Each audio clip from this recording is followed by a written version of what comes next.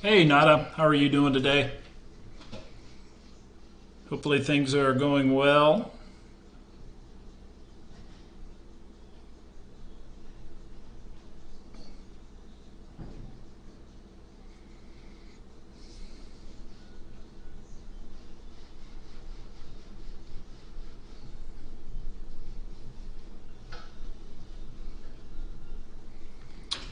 Nicholas, Bavesh, how are you guys doing today? Glad you're here.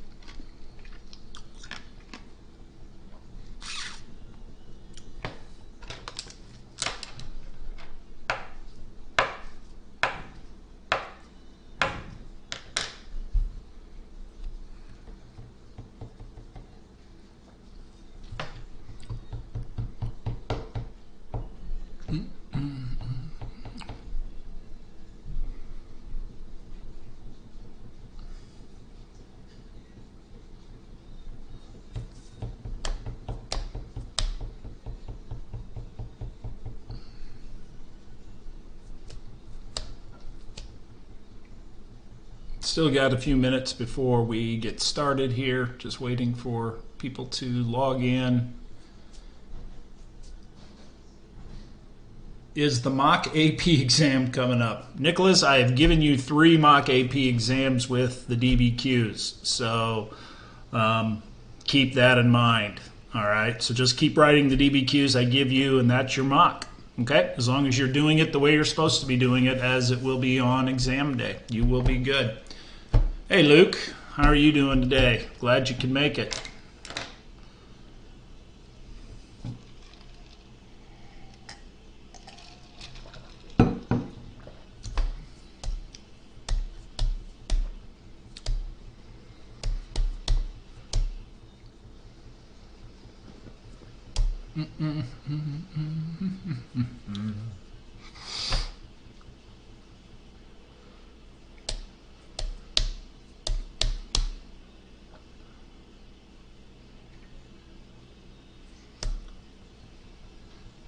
Hey Cameron, nice you could be here. All right, I'm going to give it about till 2:05 by my computer clock. So we've got about 4 minutes before we get started. So we'll just go from there. So grab yourself some water, something to eat, whatever you need to do here.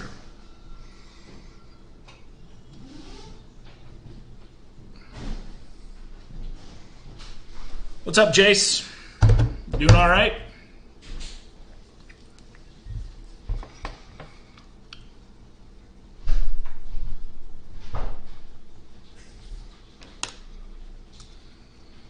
Yo, Brendan, what's going on, buddy? You doing okay?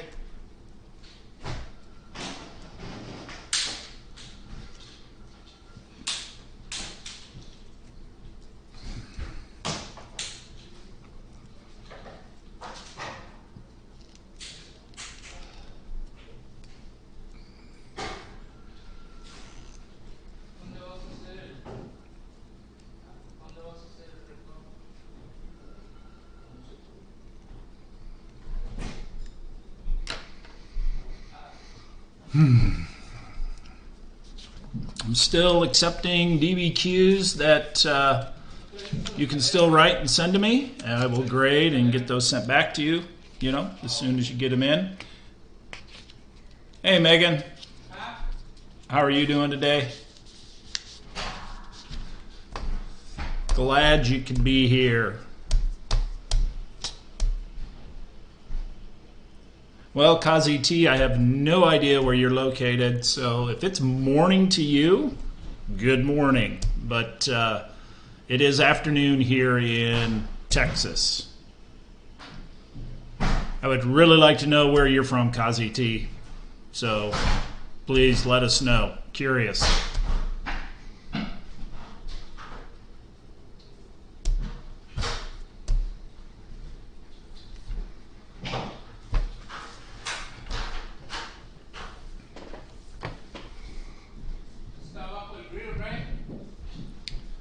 Again, we're going to get started here in about 2 minutes. You just woke up. Well, that makes sense.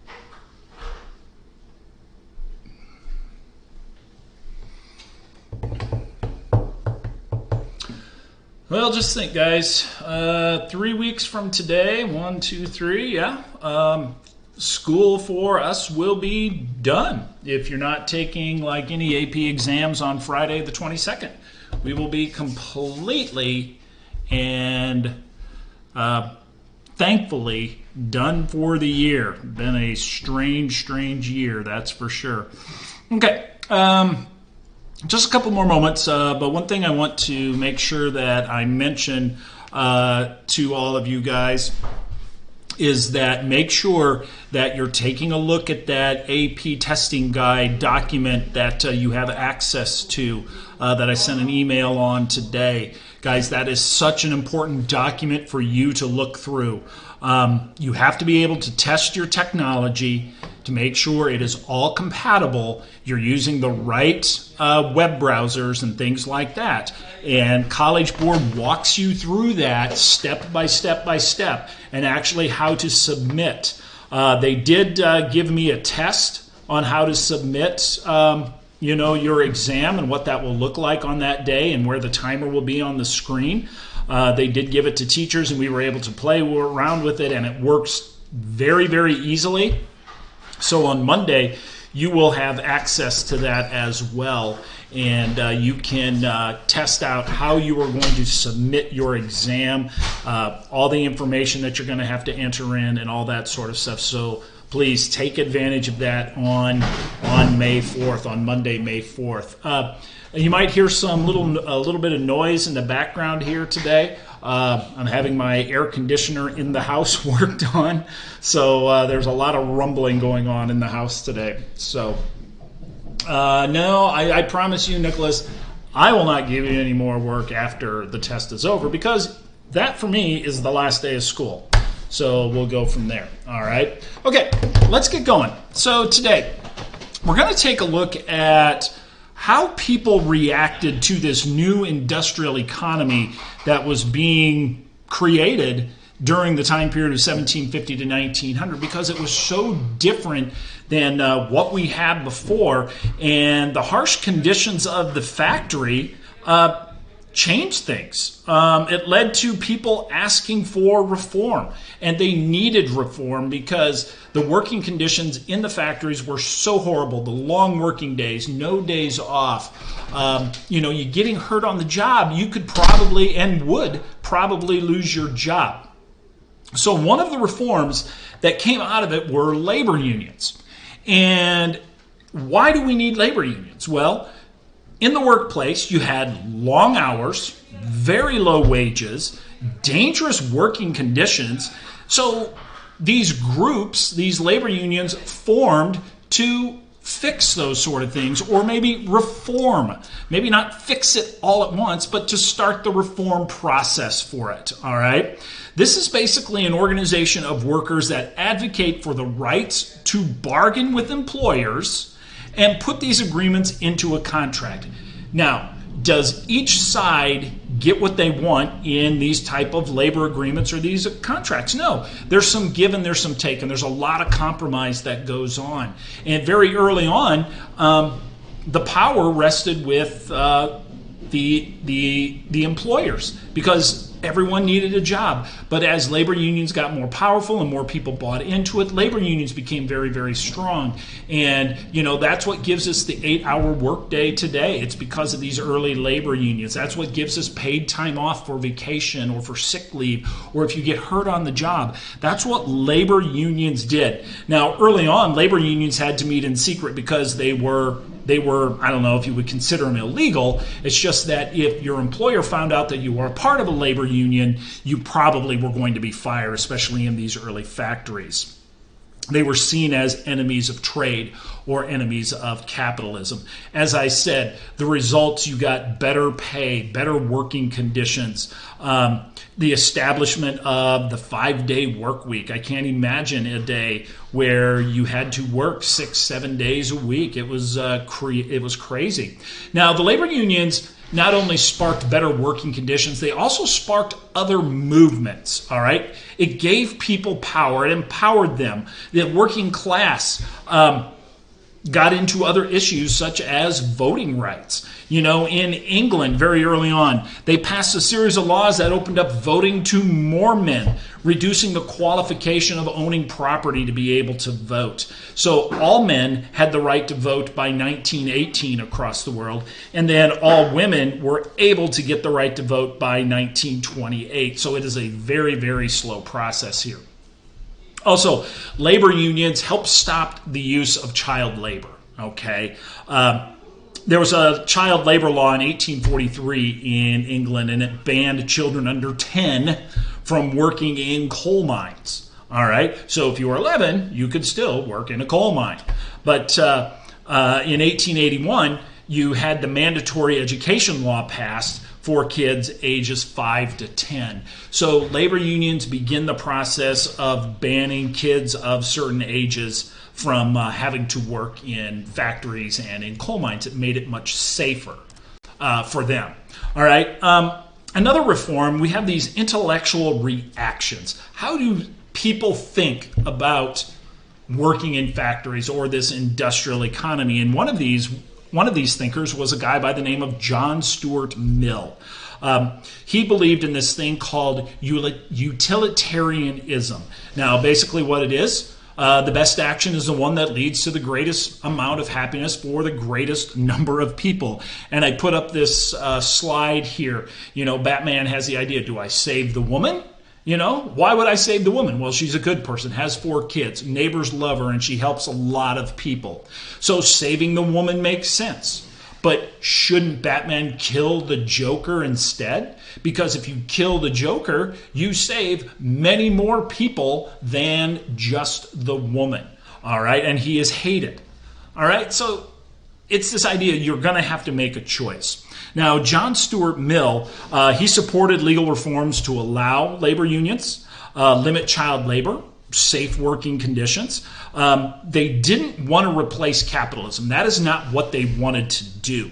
They wanted to address the problems associated with capitalism. They wanted to see this gradual reform, not reform overnight, but fix it as we go, a gradual shift. Now, another reaction to the industrial economy was a guy by the name of Karl Marx. Okay, he argues for socialism. In 1848, with Frederick Engels, they published this book here that you see on the right. It's called the Communist Manifesto. They argued capitalism was just an advance of feudalism. There's always this class system feud going on. You have slave versus master. You have serf versus landowner. And now in the Industrial Revolution, you have the employer versus the employee, or the wealthy or the working class. He said that capitalism it creates tremendous wealth. And when you create tremendous wealth, you also create needless poverty. And this creates a class system. And Karl Marx says it's always about the bourgeoisie, the working class, you and I, the bourgeoisie, they were, the upper class versus the proletariat, the working class. All right, there's always this competition. The bourgeoisie wants to exploit the working class. They owned the means of production. And he said the proletariat, the working class, should gain the means of production. They are the ones that should be able to control the factories, and the distribution of wealth should happen equally. And this idea of socialism would replace capitalism. And eventually, with this replacement of capitalism with socialism, it would work into communism, which means that all class distinctions would disappear. Now, we've had several nations try this idea of communism in some way, shape, or form, and not too many have been successful with it at all. So what did the Ottomans do? We always have to go back to the Ottomans, okay? Muhammad II here begins reforming the Ottoman empires in 1826. Okay, he abolishes the Janissaries, who had become very, very powerful, and he began building roads. These big reforms come, after Muhammad, called the Tanzimat reforms. Get rid of government corruption, give secular education, not just religious education, give secular education. Codify the laws, made it easier to do business with foreigners, updated legal system, equality for all men in education and government appointments. But again, we're going to have problems in the Ottoman area. They don't fully industrialize. Christians in the Balkans protest these regulations because they feel their autonomy was, being threatened as well. So in the economy and society, when we're taking a look at the industrial economy, Ottoman workers were beginning to be paid in cash now rather than goods. Banking did increase in the Ottoman Empire. Most industrial jobs went to men. And in the Ottoman Empire, legal reforms benefited men more than women. Under the new reforms, many of the limited rights of women were reduced even more in this Tanzimat reform era of the Ottoman Empire. So again, we see, especially before the 20th century, we do not see women getting a lot of rights. Some isolated areas, the Mongol women had some rights. In some, Middle Eastern countries, some could divorce. But for the most part, women do not get a whole lot of say during this time period. So what types of reforms are going on in China at this time? Well, you have the self-strengthening movement. They wanted to reduce the foreign influence, of course, reform the military, stabilize the government to collect taxes. They needed to repay debts. They believed that an independent state depended on economic solvency. And that is so true. So if a nation is economically solvent, if they have the power to trade and collect money, they're going to be they're going to be a politically stable country. Now, there were some people that were resistant, of course. And one of the people that was resistant was the Empress Gigi. And again, here is one of those instances where a woman, due to harem politics, becomes very, very powerful in China. Very few instances we see that. So she's very, very conservative. She imprisons the emperor because of his reforms. She opposes the reforms. She feared the influence of foreigners. She resisted technology. She stopped the extension of railroads. The civil service examination was abolished under her. Because it was leading to corruption, because Europeans, when they come in, they encourage change. China feared encroachment from Japan as well. They had to accept territorial protection from the West, who in return demanded trade. So when we think about reforms in China, they tried to do it on their own through this self-strengthening movement. But at the end of the day, they were so weak economically. They were so influenced by Western powers. They were so afraid of Japan coming in and taking over their areas that they had to rely on this Western influence to protect themselves. And the Qing Empire would become very, very weak because of that. All right, so that ends our reactions to the industrial economy. Hopefully the question, that was answered. What conditions led to calls for changes in industrial societies, and what were the effects of those efforts? Of course, the big ones were the reforms in, countries like Great Britain and the America with labor unions, and then in Germany we have the reaction of socialism against capitalism. So those are some reactions there. All right, take a couple moments, and we're going to get into 5.9, and then 5.10 is really, really short as well today. So just take a couple moments. I'll see if you have any questions, and then we'll go from there.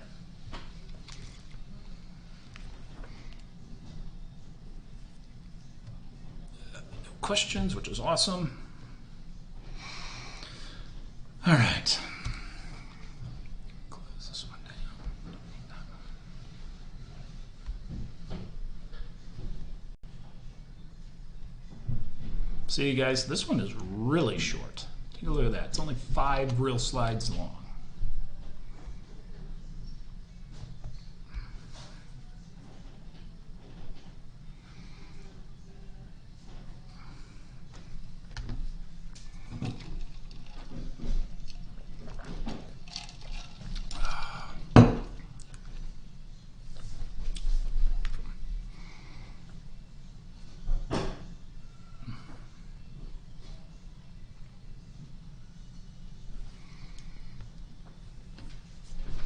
Can you tie the industrial reforms with other reformations? Oh yeah, of course you can, Nicholas. You can tie that to how much did society change. And if your essay deals with, let's say, the Industrial Revolution, and you want to talk about how much society changed, what did the Neolithic reform, the agricultural revolution do to a society? So those two are definite big-time comparisons. You could talk about how the Industrial Revolution affected society, which I'm going to talk about here, how it affected different classes, between men and women. And then you can take a look at the Neolithic Revolution and do the same thing. How did roles change because of the switch from hunting and gathering to farming? All right, so yeah, it's a great comparison that you can make. All right. Okay, so let's get into this one here. The question that we're going to answer today is, how did industrialization cause change in existing social hierarchies and standards of living? The Industrial Revolution not only affected governments and economies, but of course it also affected the lives of people and, where people lived. All right. Urban areas, cities began to grow rapidly with very little planning. All right. Remember the Industrial Revolution simulation that we did where we were drawing the city on that large sheet of paper. If you guys didn't plan it out, it was going to be chaos, and a lot of your papers were very, very scary in how you guys built these cities. And that's exactly, for the most part, how it happened in real life. There was no plan or thought to this at all. And workers crowded into badly constructed tenement apartment buildings where several families lived in one room. Take a look at this bottom left photo here. Different families lived in one room. This is what a tenement looked like. This is what a tenement row may look like in Great Britain. Slums were created, areas where low-income families were forced to live. You have polluted water, cholera. People are drinking this water and they're dying because of unsanitary living conditions. But over time, again, it doesn't happen overnight. It's very gradual. Police and fire departments were created. Public health reforms are created, clean drinking water, garbage collection, volunteer fire departments, and things of, that nature. So here, when we take a look at this, what did the effects of industrialization have on social class structure? All right. Those who labored in the factories and the coal mines themselves, they are considered the working class on the very, very bottom. Small farmers as well is included in that. And then we get this group that's brand new here, the upper and middle class. You can just call them the middle class. You don't have to, remember who is in the upper and who is in the middle. But if you just kind of tie them all together, that's going to be fine. The new middle class emerges: factory and office managers, business owners, and professionals professionals, white-collar workers. And what I mean by white-collar workers is that they were educated, that they could read. They had some sort of profession like a teacher, lawyer, doctor, something on that order. And then, of course, at the very, very top, you have the upper class. And these were your industrialists and business families. They were the large corporation owners. And they would eventually overshadow that more powerful landed old noble aristocracy. They would take the place of those people who, how did they become rich? Well, they owned a lot of land, and that's how, and they inherited it. Now, these guys of the corporations and the industrialists, they earned it. They worked hard for this, but they became very, very rich. All right, so we do see this new social structure begin to happen. All right, so what effects do we have? Well, you have more urbanization, of course. People are moving off of the farm to cities and factories because that's where the work is. All right, you get 14-hour work days. A whistle tells them to when they can take a break, and that is so different from farm work because on the farm, if you got tired, you just took a break. No one told you to take a break. But now in the factories, someone is telling them to take a break. So that is very, very different. Children become part of the working group as well. Less pay, could climb into those smaller areas to make repairs. Very, very dangerous working conditions. In textile factories, you get the white lung disease where you're inhaling all of that dust that is textiles. And then in coal mines, you get black lung where you're ingesting all that or breathing in all that black, dust and pollution that's in the air. So you get new types of diseases affecting people. Women move into the working class, and of course you can pay them lower than men. And then you also get another group of women who are not a part of the working class. These are your middle class women. And it's called the cult of domesticity for the women of the middle class. If the husband works, she becomes a stay-at-home mom. All right, being a housewife at times was seen as a high social status for these middle class women. It idolized the female homemaker. That is what the cult of domesticity does. There was even pamphlets that were written and distributed on how to raise children, how to behave in polite society, right? They had to be submissive. They had to be pure. So again, keep in mind, this is not working class women. This is middle class women, all right? So there is a distinction there. Not all women were seen as equal. Working class women, upper class women, or middle class women. And remember, when we go back to the Song Dynasty, the same thing. Who were the women that had their feet bound? That was upper class women. It wasn't the working class, all right? So industrialization also spurs what we call feminism. It gave middle class women something to do. It is the middle class woman that goes out and fights for women's rights, such as voting and being equal to men. Women of the working class don't have time to go out and do that. Now, did they support it? Of course they did, but they're not the ones out there carrying the signs and things of that nature because they don't have the time.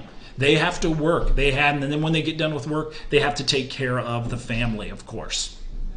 So what is our legacy of the Industrial Revolution here? We have to remember the legacy of the revolutions. What types of effects did it have on the environment? Of course, air pollution, a lot of water pollution. You get diseases like cholera and typhoid.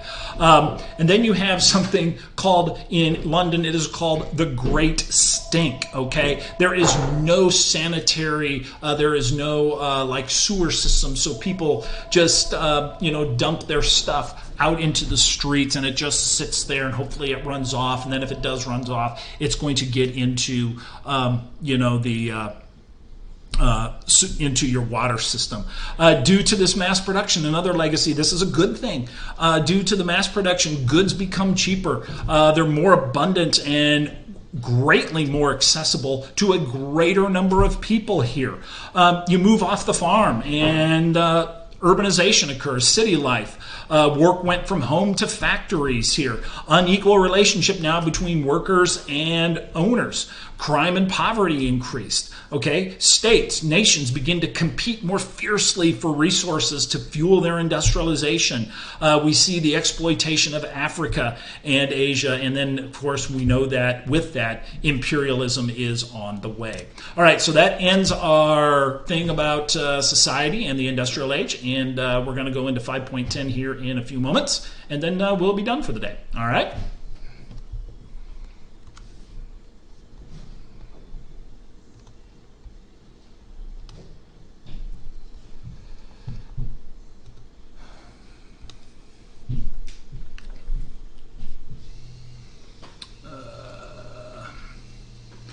If you had to choose which unit the AP test will use, what would it be, Mr. Klaus? I don't know. Kazi T, I'm thinking it's fair game anywhere between 1200 and 1900. I'm not going to tell you one certain area to study, because if I did and it was completely on a different era and you didn't study for it, then of course I'm the one who's going to be blamed for you not studying the correct era. So just study everything you need to do for 1200 to 1900. That's all I can tell you there. All right.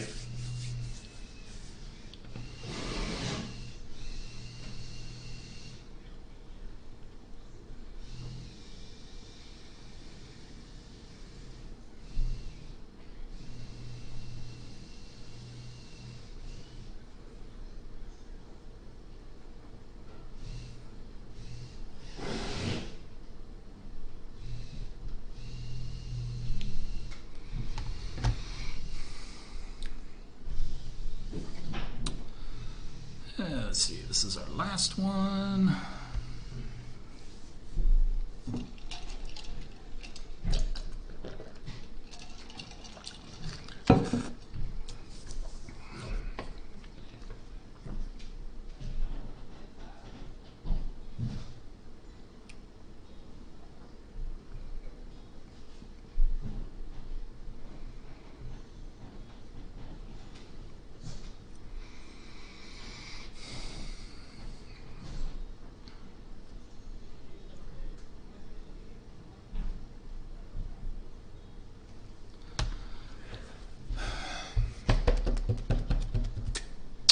Wow, it's only 2:30, and we're going to be done here before 2:45, which is awesome.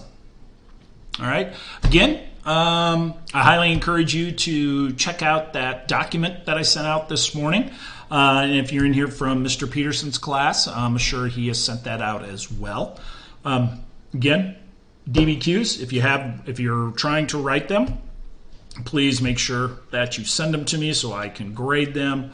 And I'm seeing a lot of improvement in your writing, guys. Just keep doing it. Okay, let's finish this out. Okay, so this last section is what changes and what stays the same because of the industrial age. All right, so how did the Industrial Revolution demonstrate both continuity and change? And I do say that one of the biggest eras of world history that changes a lot of things was the Industrial Revolution.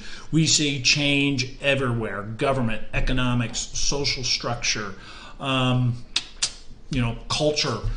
We see a lot of that stuff changing, but some things do stay the same. So we do see some continuities that exist here.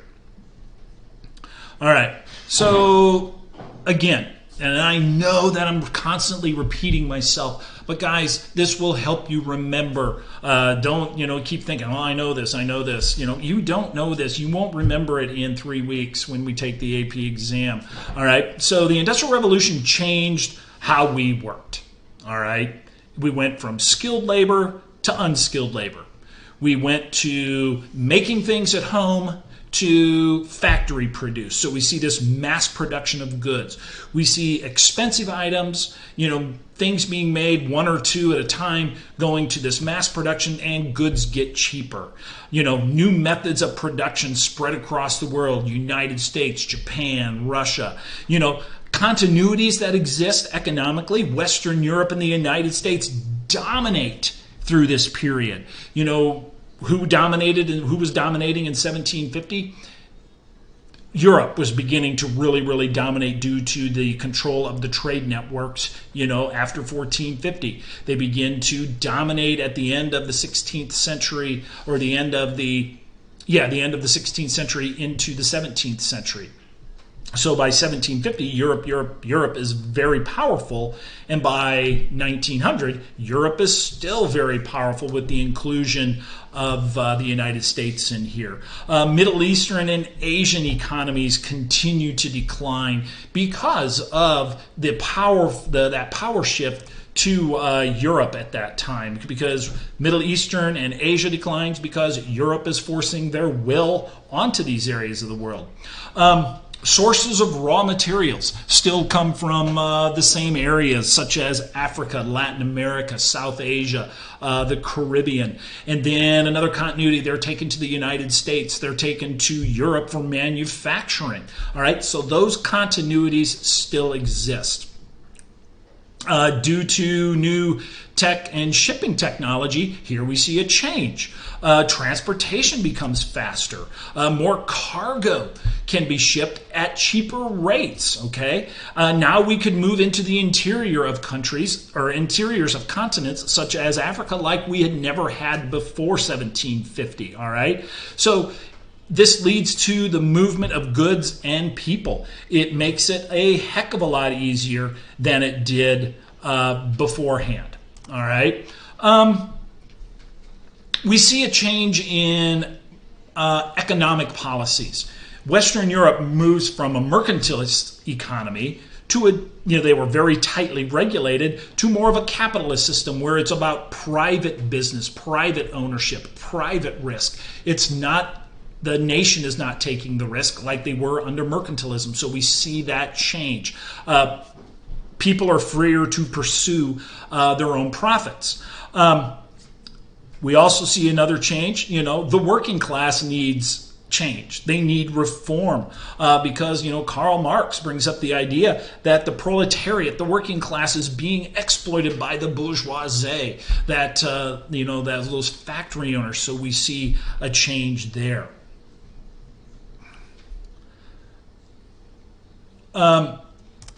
Another thing that we see, a change in this time period. Prior to the Industrial Revolution, people lived on the farms. It was mostly agrarian, agricultural. But now, due to the Industrial Revolution, people are moving off the farms into the cities because they need to work in the factories. So we see this new working class emerge. And this working class is low wages, poor conditions, going from the idea of being able to set your own work schedule on the farm to your schedule being regulated by someone you didn't know, a factory owner, a supervisor. And then, of course, another change in response to these changes, labor unions begin to form. So we see changes within changes here. Office labor increase. We see white-collar workers. The middle class emerges. Professionals, doctors, lawyers, middle management of factories, banks, insurance, shipping agents. And when you're talking about social class, we see all these changes. We see an upper class, a middle class, and a lower class there. But the one thing in a class system here, the one thing that doesn't change is, how are women treated? How are minorities treated? Those things don't change. There's always a upper class, a rich class, a wealthy class, and a lower class, a poor class. So those two dichotomies of the spectrum don't change. But during the revolution, the Industrial Revolution, we see a new middle class emerge. This new wealth begin to emerge here. Let me see. Again, another change. Wealthy factory owners replace the old landed aristocracy. All right, they're on the top of the order, the capitalists. Women are now being paid for work. Not a whole lot. They're not seeing a lot of equality here, but it is still lower than men due to low wages. The whole family needs to begin work. So we see this change in family life.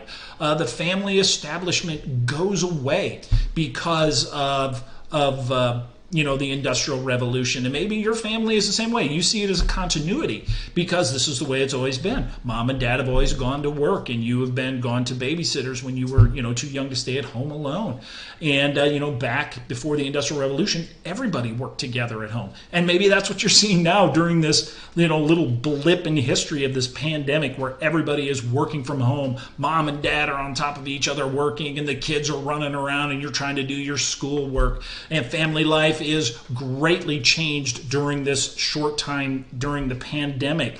So keep that in mind. If this is what our life would have to be because of the pandemic, your whole lifestyle would have to change. And that's what happens to industrial families at this time because their lifestyles change because of this. You're always going to have a rich and a poor, something that had always existed, and the lower classes are always being exploited here.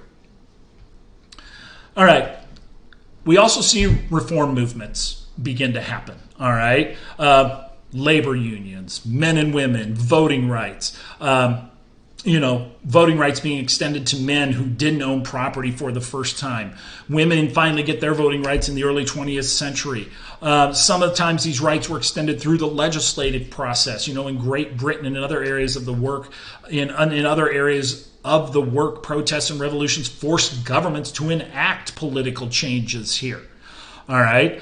In countries where the middle class was large and economically significant, democracy emerges. Political parties begin to emerge, as well as labor parties asking for reform. And some of those reforms is paid sick leave, holiday leave, better working conditions, health insurance.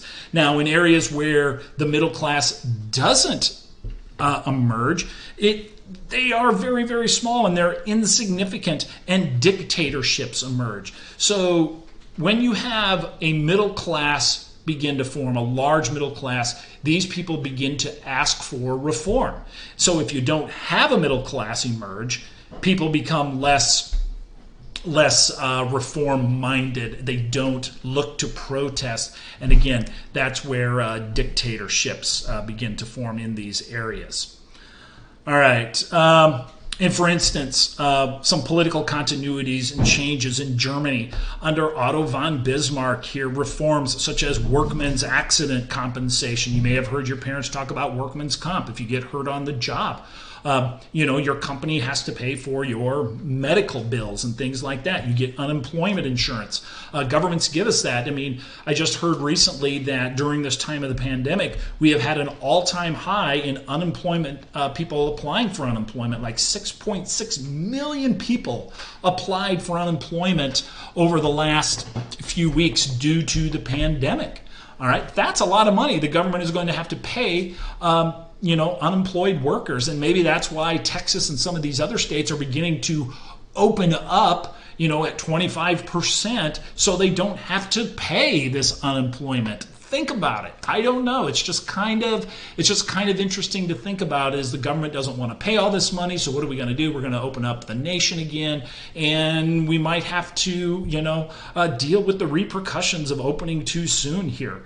We might see this whole thing spike again. I don't know. It kind of worries me a little bit. Now, why do people like Bismarck do this? There's always a reason before it. He doesn't do it because he's a nice guy.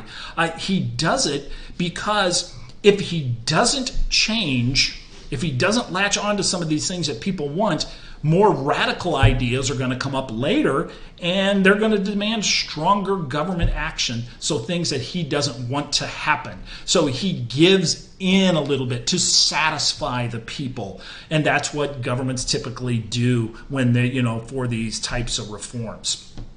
All right, so that brings us to the end of today. All right, so how did the Industrial Revolution demonstrate both continuity and change? Man, I have just given you a ton of things to think about. And that basically ends the Unit 5 portion of our content review. And then on next Wednesday, we're going to start the Unit 6 portion, which deals with imperialism. And we will get that all finished up next week. All right. Well, you guys take care and, do do what you need to do. I've assigned the Unit 5 multiple choice questions, and just take a look at those, the good study material. All right. You guys have a great weekend. Be safe, be sane, and be looking for my schedule for next week on Sunday. All right. Miss you guys. Love you. Peace out.